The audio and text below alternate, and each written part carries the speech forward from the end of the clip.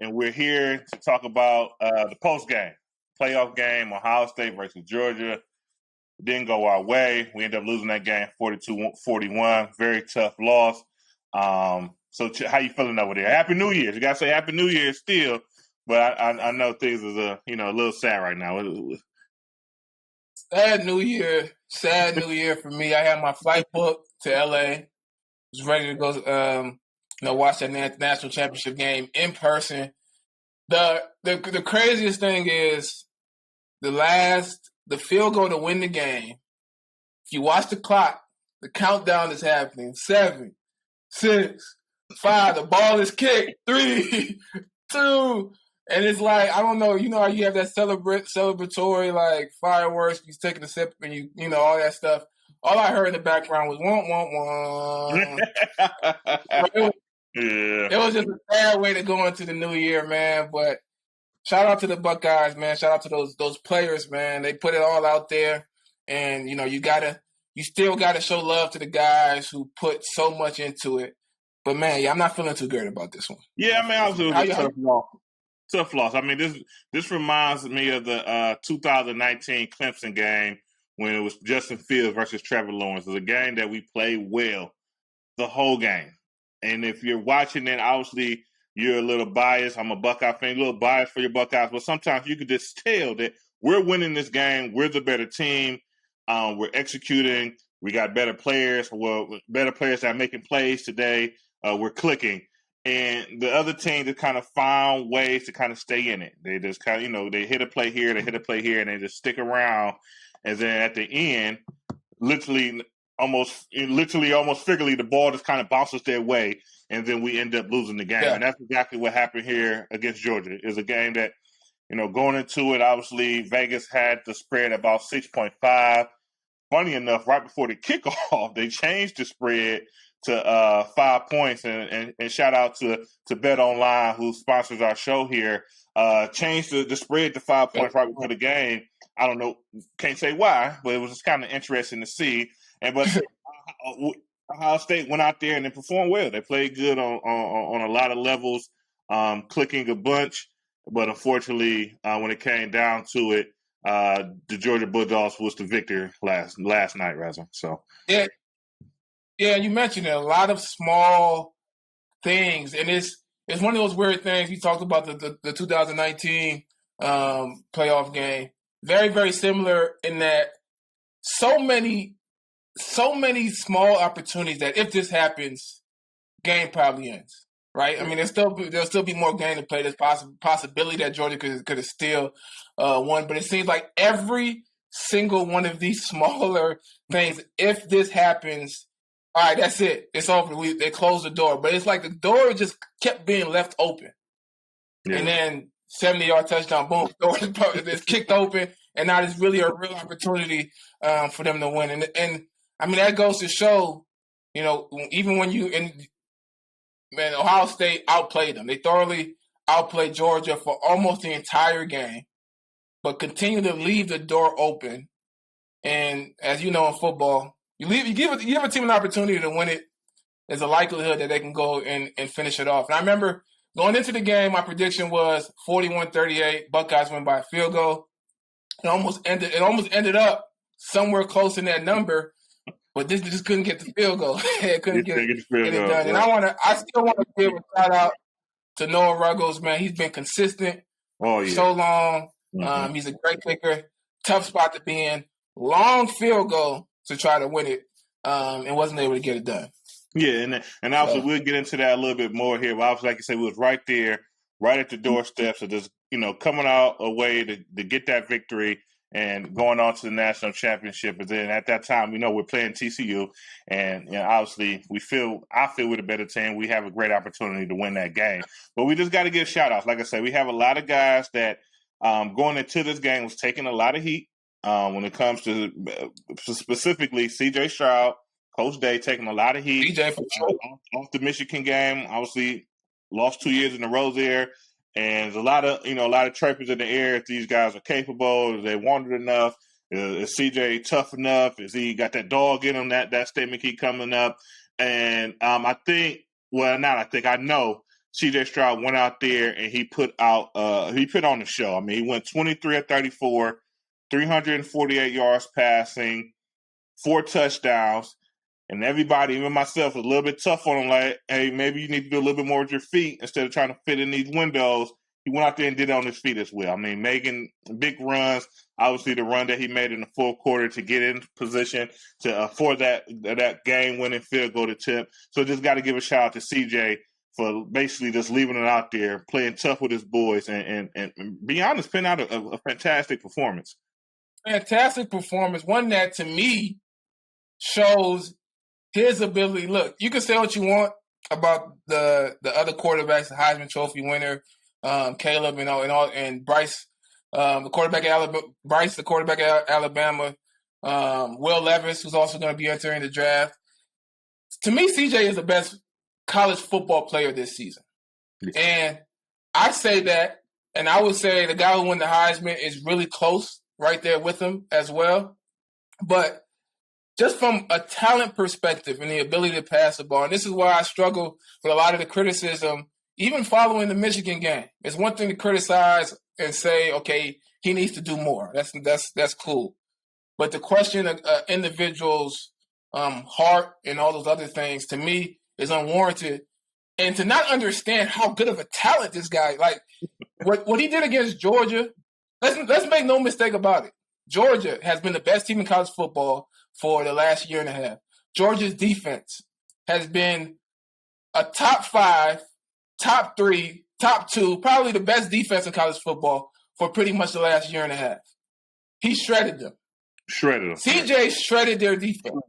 It's one of those things where as a defender and as a cornerback, when you're a defender and you understand, okay, this is how we're trying to play coverage, and this is where we're going to have to give stuff up because you can't guard everything, right?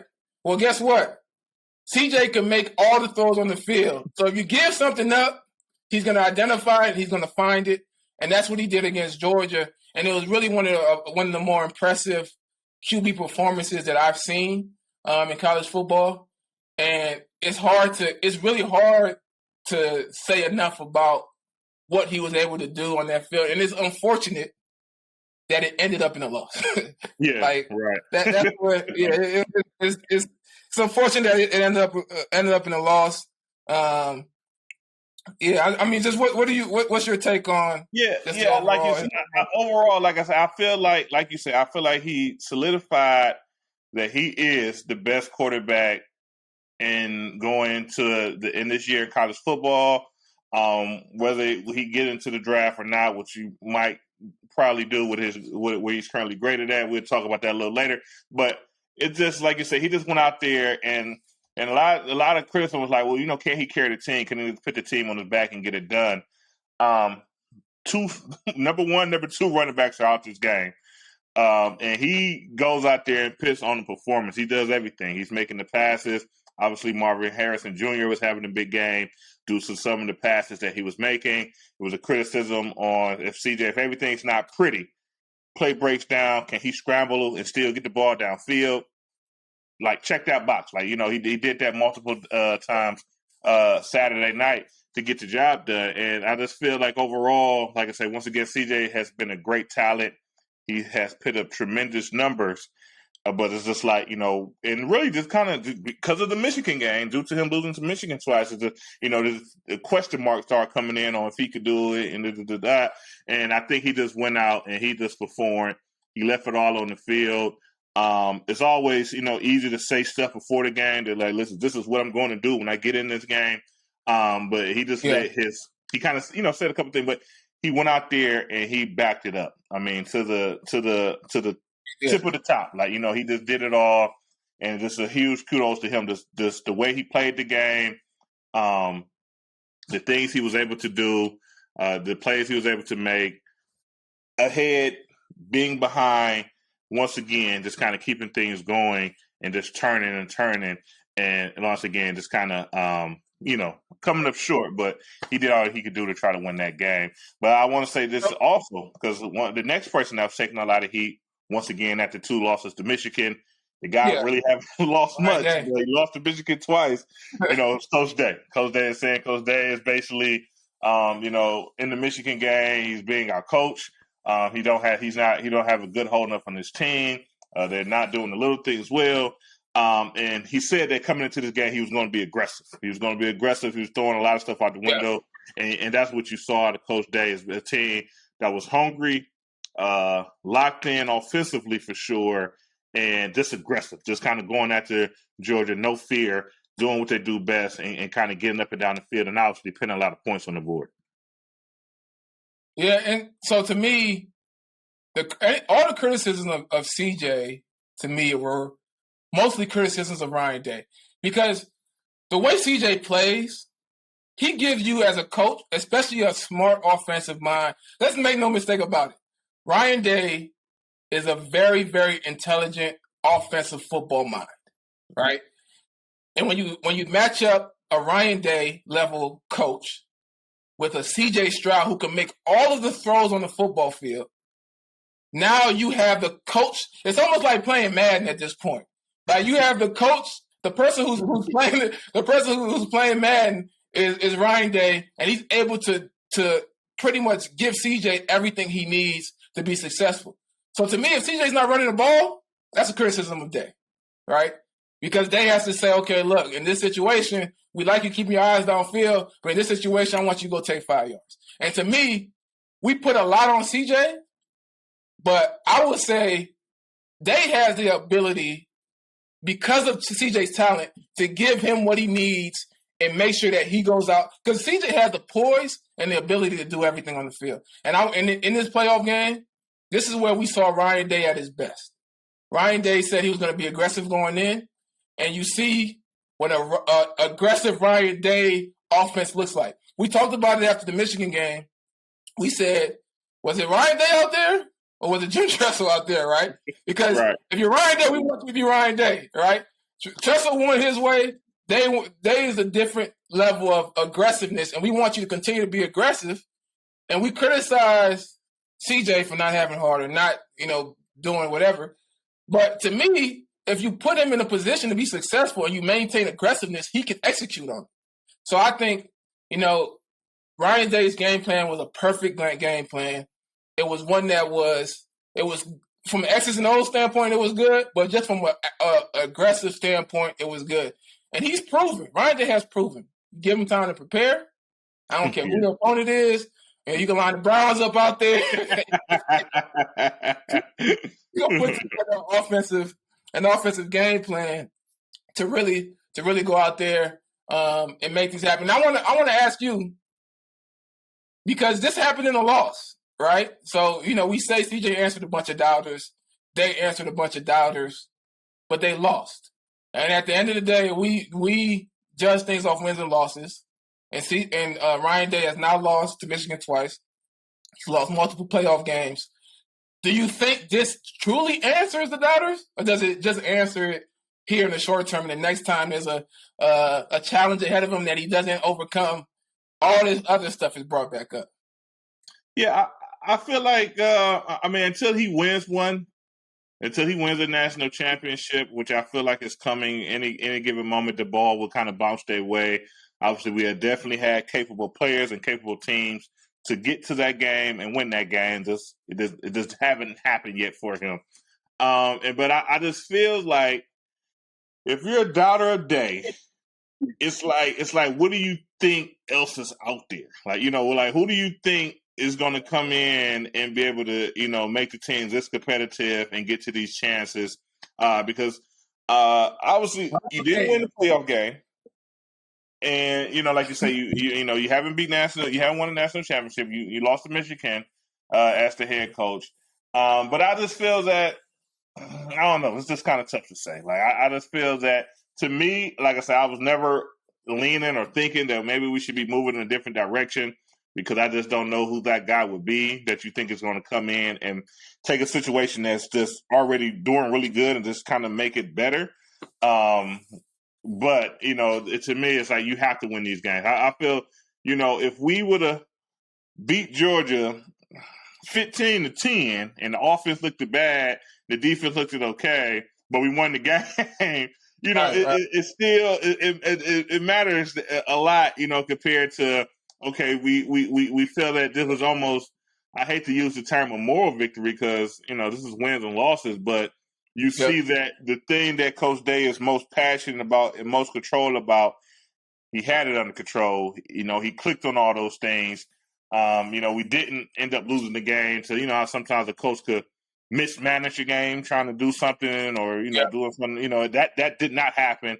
That has not happened as Coach Day's been the head coach. So it's just kind of tough to say that, with the doubters to say, like I say, I think obviously he's only been a head coach. How many seasons now? Was it just third or fourth season as a head? He hasn't been a head coach long. Let's put it like that. That long. 4 or 5 years now? Right. Hasn't been a head coach very long. And he's been having a lot of success. When there is an issue, sometimes I feel like he's a little bit slow about figuring out the issue, getting it fixed. But he does get it fixed on the long run side of things. So I feel that, on my end, I just want to see it, obviously keep going, keep, coming up with an offense that can score a ton of points. Obviously, your defense in my mind, they still improved. They improved a lot from last season. Obviously, in the last two games, not what we exactly was looking for. But I feel like things has been getting better.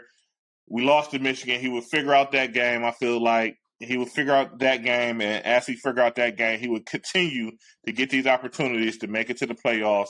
And then once he gets there, he would continue to show that he could put up a great game plan. You give him a month, because those games is always going to be 3 or 4 weeks until he play. He's going to come up with a great game plan to go out there and execute and try to get his team in a position to try to win that game. So, like I was saying, I feel like the criticism's there.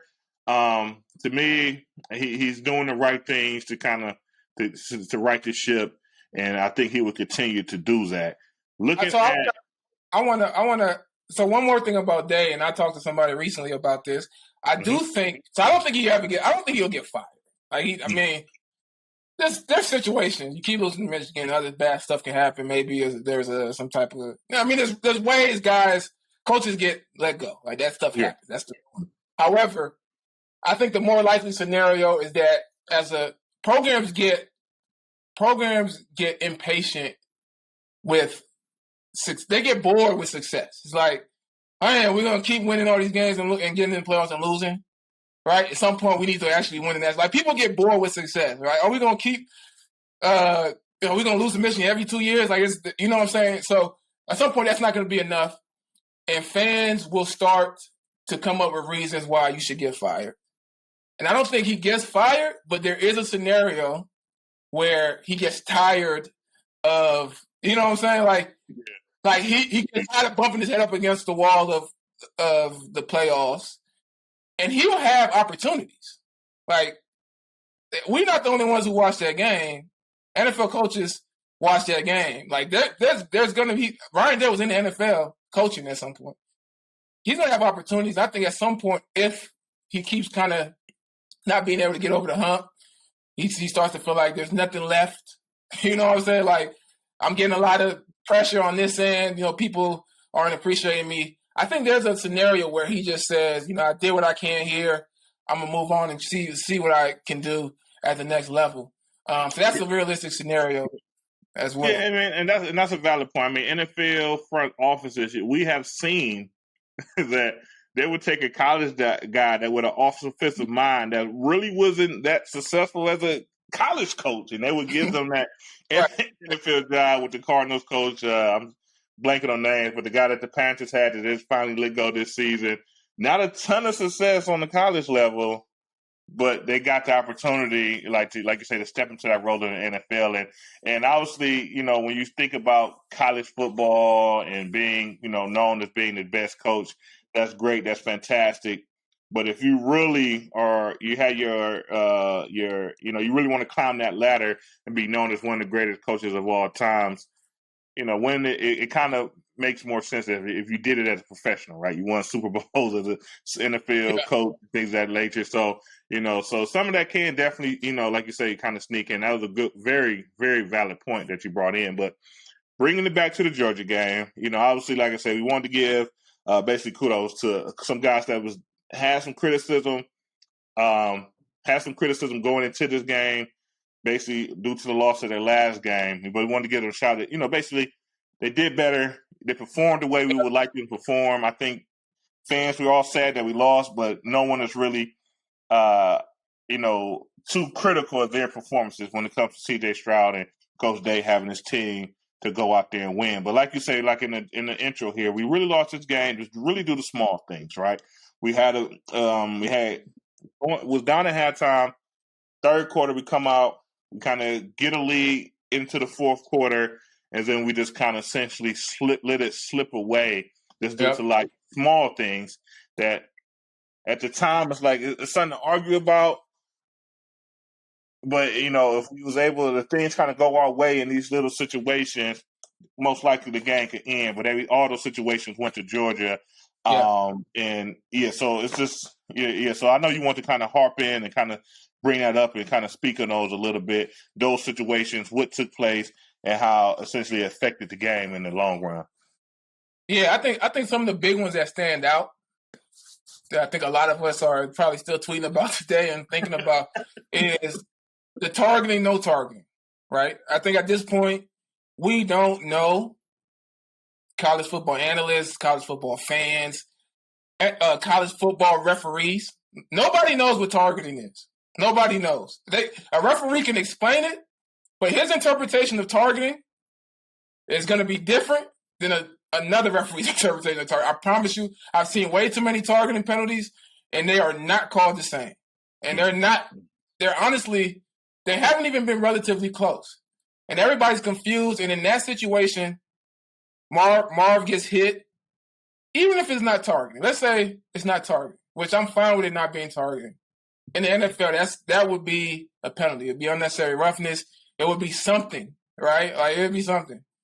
They wasn't targeting, I'm fine with them not kicking the kid out of the game. Let them finish the game. But that's a penalty, right? But what hurt in that situation is not only was it not a penalty, which would have set them up for a score, it also knocked one of the best players in college football out of the game and allowed Georgia's defense, who had no answers for Ohio State's offense, to really, really be able to exhale and be like, okay, he's out of the game now. Let's go attack the other guy who's killing us, right? Let's go attack CJ Stroud, and let's rely on the ability to potentially be able to play a little tighter coverage on the other receivers, who are also pretty good. But Marvin Harrison is just a different level. Which, and keep in mind, you out Marv, you're out Jackson Smith and Jake Bar already, you're out Travion Henderson. You started to lose so many talented guys. You had so many talented guys. You started to lose so many of them that it's a challenge. But you had that. You had a 2 4th down, and this is kudos to Ryan Day and his aggressive play call. And you had a 4th down they went for. It's a penalty on the offense. It was an unfortunate penalty. It was the right call, but it was barely. It was so small of an infraction. It didn't have no impact on the play, but they got it, and it got called back. But the big 4th down was. I just want to throw out there really quick that sometimes, even for, like you say, it's the right call, right? But sometimes when it's that small and it don't affect the play, we've been out there in the field. A lot of times the referee will just give you a warning. Hey, come talk to the player and say, hey, listen, on your motion, you're doing a little bit this. I don't want to see you do that anymore. You see that as off of the lineman, as off of the tackle, you're trying to get some distance off the ball. Sometimes your helmet's supposed to be through the center's waist. And so the first time that you're too far back, a lot of times the referee won't throw a flag. Maybe a couple times. Hey, listen, I'm seeing that you're lining up too far back. Move up a little closer to the ball. If not, I'm going to have to call this. For it to be the first time it happened, you throw a flag on it right away. And like you said, versus the SEC. It's a really tough. It's like, it's a really minor thing when it comes down to a lot of times. You see guys like, hey, look, that's an infraction, and I'm just going to talk to the guy so we can get it corrected. And sorry to cut you off, but they threw that flag right away. And I think Coach Day was like, really animated and upset about it, type of deal. Because in his opinion, he probably was thinking the same. Like, hey, look, he might have did this wrong barely, but damn, like, usually we could have a conversation about this before you just throw a flag on it right away in this critical point in the game. So yeah, it was a tough call, and then you had the fake punt. This was the one. The fake punt, they snapped the ball. This is the same player, I Bleav. It was still Rossi. They snapped the ball to him. They got the first down. Kirby Smart sees the formation, sees the line, and recognizes that they are not in position to stop a fake. Calls timeout. And he got alert before the play, but did he get the timeout in time? We don't know. The only person that knows is that referee that was there. And the thing about a referee, if he acknowledges that the coach got the timeout, even if he doesn't blow the whistle in time, is I know he got it before the play. So it comes down to the ref. Who knows? Just like the targeting call. However, you know what I'm saying? It comes down to the ref. If they say that's what it was, then that's what it was. But, man, that was a tough play. Then you had a fourth down, a 4th and 1 or whatever. Georgia went for it, threw the ball to the tight end. They called him short. They went back and reviewed. They say he got over it. I think he did, but man, it was close. And if he doesn't get that, the game is over, right? The game is over. So there's so many of these small plays that you can point to. A lot of times we say it comes down to a few plays. This is one of those where so many plays down the stretch. If any of them happens differently, it changes the game. And then you keep that. You have that door cracked a little bit with these small plays, and then boom, 70-yard touchdown pass that the DB falls on. And I mean, listen, he fell. But I mean, let's keep going. Honestly, the play's been everywhere. The play's been everywhere, and it feel like I'm not a DB. I'm gonna throw that out there. My co-host here, Chitty Chase, the All-American defensive back. But watching the replay, it looked like my man got beat. I mean, to be honest, the guy take off like a rocket. The DB looks like he's trying to flip his hips, but he just never had to do it so fast. Like, this guy had a free release. He never can flip that fast. As his body said, "What are you doing?" And shut down. And you make sure he's in the turf, and it's a touchdown. But he got beat. It happened to me before. In practice. It happened to me before. He got beat. Unfortunately, it wasn't the best matchup. People question whether or not it was the best call to go man-free in that situation. Listen, in hindsight, no, you don't want to go man-free because they gave up a touchdown in man-free. But before the play, it seemed like an okay call. Like, the idea that we can't play man ever because we're going to give up 70 yards is the craziest thing. Like, this is college football. Like, it's college football. You're going to have to play man. You're going to have to stop a run play. And nobody's complaining when they went man and stopped the run. But everybody complaining when they went man. Like, you can't call man. Well, did you watch the plays when they stopped the run and say, oh, no, you can't call man versus open? You can't. That doesn't make sense. Now, what I would say is that, one, it's a bad matchup. You don't want Ransom on the fastest guy, one of the fastest guys in the country. Not in football. Just one of the fastest guys, period. If we lined up a bunch of people in the U.S. and told them, run straight, he's one of the fastest guys in the U.S. You don't want him probably against that guy based on what it looked like, right? We all saw what it looked like. But then also, if you get that matchup, safety, you have a free safety. I understand you need to have the integrity of being a free safety and being in the middle of the field. But if you have your other safety lined up against one of the fastest guys in the U.S., lean to that guy. Because I don't care if he fell or not. Even if he didn't fall, he was beat. He would have been beat by about 5 yards. Go over there and help him out. You can see the quarterback's looking, staring him down. That quarterback didn't look off. Stetson Bennett is not CJ Stroud. He dropped back and he looked deep and he went to throw. That safety, McAllister or whoever that was back there should have got over there. But yeah, all these things added up in a game where Ohio State was in position to do it, to win it. All of these small things added up, and that's what led to them pretty much giving up the loss. Yeah, and another huge thing, I just had to speak to this because it's a kudos to Coach Day, but it's kind of tough to overcome. You have essentially your number one and your number two running back out of the game. Essentially, I know Mine Williams played a few snaps, but Henderson had a surgery. Even when Mine was out there, he was, it was obvious that he was injured. Going into it, he was missing some practice. It was kind of saying he had a stomach bug type of deal, but obviously he had a limp, more or less. So it was something he was been battling, or something that he nicked up during practice that he obviously could not overcome and be his best self. But but when you look at the rushing of the game, Ohio State was still able to generate with their third string running back, CJ Stroud. I think they had Xavier Johnson, some run plays to him, then had a couple run plays to Ibuka as well. Still was close in running. I think Ohio State had about 120 yards rushing, 119. Georgia ended with about 138. Essentially, it's pretty even in a game like this. But what I want to say is just kudos to Coach Day for being aggressive, still figuring out how to come up with some rushing yards. And then also, when you're missing your two starting running backs, big shout out to our offensive line. Going into this game, it's a lot of talk about their defensive front, their interior defensive lineman, number one draft pick guy, and when it comes down to it, I feel like up front, the offensive line really handled their business. They didn't lose too many one-on-one battles. Obviously, Georgia was able to generate some pressure. Most of those pressures was off of blitzes, and when it comes to a blitz, sometimes you called the right play to pick it up. A lot of times sometimes you get overloaded just so pressure could occur. But one-on-one, you've seen our offensive line kind of go in there and make those plays and make those blocks. But a huge thing is when you don't have the running backs in there that's usually there, protection. You're talking about your third string running back, a true freshman stepping in there and have to fit in for protection.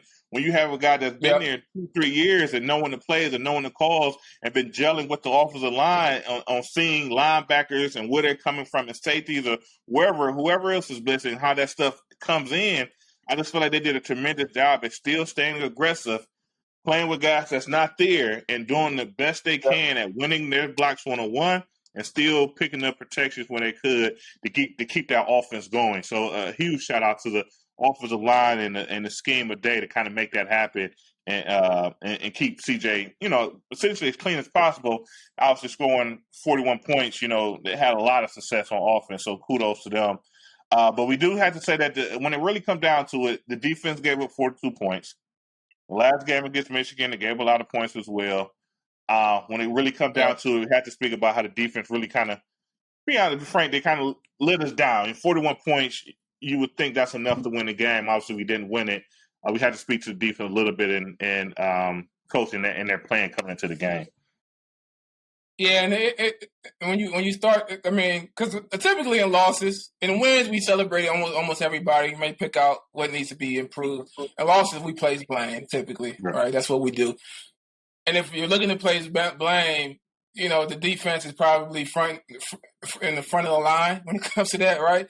I think in the first half, the offense, Georgia could almost do whatever they wanted to. Missed a lot of tackles. And the thing is, it's hard. And you see all the bowl games, all of these playoff games, teams are putting up numbers. Michigan, great defense, gave up a lot of points. Now, 14 of those points, it was the quarterback throwing it to the other team. But they still gave up a lot of points, right? TCU, defense, gave up a lot of points. It's hard to stop offenses when they have 4 weeks, 5 weeks, 3 weeks to prepare for these defenses. That's a lot of time to come up with a lot of stuff with guys who are great at offense, right? However, I think, the third quarter, defense played solid. It looked like the game was turning. It looked like because they had stepped up in that third quarter, we kind of had it in the bag at that point because now we figured out how to stop them, right? We figured out how to slow down the offense. But still, it came down to explosive play. A 70-yard touchdown is just too much. In that position, if you make them drive down the field and you make them score, you probably win this game, right? As long as they don't score fast, you give them explosive plays. That's the biggest thing, and that's what they harped on. That's what they focused on, and it still happened in this game.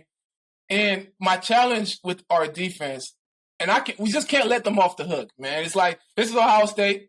I understand. Georgia's defense struggled. Georgia, the great Georgia defense, couldn't stop anything. They couldn't stop anything. I mean, their best defense was knocking Marvin Harrison out of the game. That's the best thing they did all game because that was the only thing that could give them some relief. But we can't let our defense off the hook, man. They have to be better. They have to be better. They have to be better. Even from just an explosive play standpoint and be able to contain an offense, they have to be better in the red zone to be able to stop a team from just scoring touchdowns, forcing more field goals. They have to be better. I thought they did a little bit of that, but they just have to be better. And it's unfortunate because if they play better, obviously Ohio State wins, and it just didn't happen. Yeah, and I think when it really comes down to it, I know we spoke about it here before we kind of kicked off the show. But what it boils down to, defense doesn't play well, offense plays pretty good. We lose the game, but we really lit down CJ Stroud when it comes down to it, right? Like when we kind of look at overall at his career, obviously as we know, he's been a starter now. This is his third year in college. He's been a starter for 2. First year playing behind Justin Fields. He loses to Michigan. Doesn't have a chance to play in the Big Ten championship game. So they're not Big Ten champions. Year 2, he's a starter. He loses to Michigan. Don't have a chance to play in the Big Ten championship game. You're not the Big Ten champion. You still get into the playoffs. Go out and play fantastic. You play terrific, but then you lose that game. And obviously with how things are shaking up, how you look on the big board, what his draft grade is, as we say, how he's so gifted at throwing the ball, can make every throw, which is obviously, it's easy to say, but it's obviously tough to do. If you can make every throw, you're usually a first round type of quarterback grade. Most guys cannot do it. Even guys that are in NFL locker rooms cannot do it. And CJ Stroud has that ability. He's a leader, and he checks a lot of boxes, to maybe continue his career right now going into the NFL. When it comes down to it, his legacy at Ohio State is that he never really, none of the things, he broke a lot of records, did a lot of things, but now due to this loss, it's a chance that he goes on to the NFL. And none of the things that he did gets a backer. There's not, when you're looking at the Big Ten champion, he doesn't have one of his years up there. National champion, none of his years are up there. And it just feels like, when it comes to a quarterback like CJ Stroud, they're not everyday quarterbacks. A guy that could come in and be able to do those kind of things. And it just feels like overall, like I say, I just feel that we might have lit him down in his career now with that loss to Georgia. Yeah, I agree. And last night, because I watched it at home with my wife, and unfortunately, when I'm just at home with my wife and we lose, she hears all my complaints.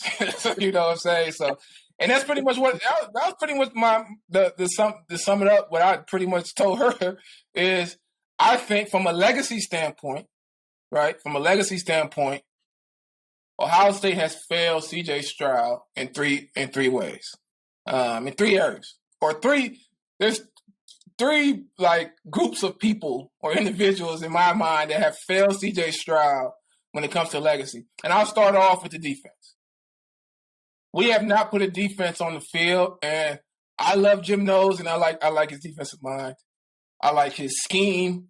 I like his approach. I like his interviews. I like Kerry Coombs. I like everything that people say about him. I think these are good coaches, right? However, this year, we have not put out a good enough defense to give CJ Stroud an opportunity. And you think about winning the Heisman. Stetson Bennett was one of the finalists for the Heisman. We watched Stetson Bennett play. I know they won that game, but Stetson Bennett, compared to CJ Stroud, it wasn't even close. Yeah, it wasn't even close. But he was one of those Heisman finalists, and the reason he was one of those Heisman finalists was because of Georgia's defense. Georgia's defense put him in position to be a finalist for the Heisman. Our defense did not put CJ in position. If they had to put him in a position, if they supported him in the way that we could have, he would have been a Heisman winner either last year or this year. Last year, he may have lost, but he would have been a lot closer if he beat Michigan. And a big part of that was the defense. Also not being able to block that front, but a big part of that defense. This year, everything was set up for him to be that guy. And I don't think our defense, who played pretty solid all year, but in these big games, they just did not do enough. And there's a lot of bad defense played in college football, but at Ohio State, we just can't accept that level. The second area where I think we fail CJ is from a fan/media standpoint. I say fans, but I'm not talking about all fans because we can't expect fans to understand the game of football to the level that a lot of us understand it. So those the loudest fans or the loudest media personalities or the big, questioning for so many people question, not just, it's one thing to criticize a player, right? He's in a position, he expects criticism when he doesn't come out with a win, especially against Michigan. But I heard so many people question his heart. Is he a dog? Can he? Like, come on, bro. Like, if you're gonna say does CJ Stroud does not have dog mentality, then you need to explain to me what a dog is. Because if you can't explain exactly to me what a dog is, then I don't even want to hear the content that you're giving me. And I think that creates a narrative that fans took hold of and said CJ Stroud is he's not a capable quarterback. CJ Stroud, I wish we had some of the quarterbacks of the past. And I'm like, we are not understanding the level of talent. This talent, see, we've been spoiled with. We went from, you go from, Braxton to JT to Cardale when finishing the national championship, straight to Dwayne Haskins to Justin Fields to CJ, and you think, oh, these guys just grow on Buckeye trees. All right, one of these transitions is not going to be so smooth, and you're going to be like, dang, I wish we had CJ Stroud. All right, why can't this guy throw the ball like CJ can? These guys, they don't exist everywhere. I think we let them down. Not all fans, but some of those at the top pushing these narratives about CJ Stroud doesn't have the level of heart. He doesn't. Some of it is the national media. I don't expect them to know anything, right? Because they weren't able to see what type of player he was, and also not able to understand that a lot of the times that he came up short is really a coaching putting him in a position to be able to do what he does best. So I think that's the second way we let him down. I think the last way, and this is the one that I want to preface by saying I love Ryan Day and I love his offensive mind. I understand the challenge this year with a bunch of guys hurt, guys in and out of the lineup, having to manage NIL. There's so many things at this point that a college coach like Day, who pretty much calls the players and runs the offense, has to deal with. So it's hard. However, in the Michigan game, I thought he lacked the aggressiveness that this is his aggressiveness. This is what he's proving to us, right? So I'm only holding him to the standard that he's already set for himself, right? I think he lacked the aggressiveness to really put CJ Stroud in a position to go win that game. I think he could have done better. And then in this game, this playoff game, I thought he showed that aggressiveness. And then on the final drive, CJ takes off for like 27 yards, puts them in field goal range, but all I was thinking to myself is I hope they're not content with a 50-yard field goal. Like, I hope they want to go get 10. They needed 10 more yards to really secure this win. And I think we got a little bit conservative. Obviously, Marv's out. This is hard. I understand it's hard. You got your best receiver out. You don't want to make a mistake. If you do something aggressive and it ends up being a turnover, everybody's going to say, wow, didn't they just run the ball? Obviously, hindsight's 20/20. But I think they needed to stay in that aggressive mindset just a little bit more to finish it off. And I think those are the three ways that we failed CJ when it comes to his legacy. However, he got a lot of money, NIL era, so he's probably going to be okay. But yeah. But that brings me to the last thing I think we want to discuss. Obviously, like you said, I think we both agree that there could be more on the table for CJ on the college level. Like, obviously, we know where he's ranked at in the NFL when it comes to NFL quarterbacks. I think everyone has him in the top 3 of quarterbacks coming out in this draft. When you start looking at the next year draft, I don't. For him, the way he plays, obviously bearing energy, I don't think that will change much. It's not like there's an underclassman, the quarterback somewhere that's just going to be blowing CJ out the water. As you see some guys, sometimes you got to leave because the class behind you is really good. That I don't think that would be the case for him. And like you just said, due to NIL, CJ has, made a pretty good amount of money. Right before the ball dropped in New York City, I'm seeing pictures of CJ Stroud in Times Square in an express in an express suit. Money is coming in. I read an article that due to NIL money, he's able to buy his mom a house in California. In California, that's a big California level of money than buying a house. That's a lot of money for a house, right? So due to those things, and then due to once again, he hasn't had that one thing like, I was here, I picked that Big Ten champion up, I picked that Heisman up, I picked this national, we won a national, this year. Do you think that there might be an opportunity? Obviously, we think he'll go, but there is still, due to that opportunity and some money things that he was able to do in college, there may be a chance that he may want to come back and play one more year on the Ohio State Buckeye team, play his senior year.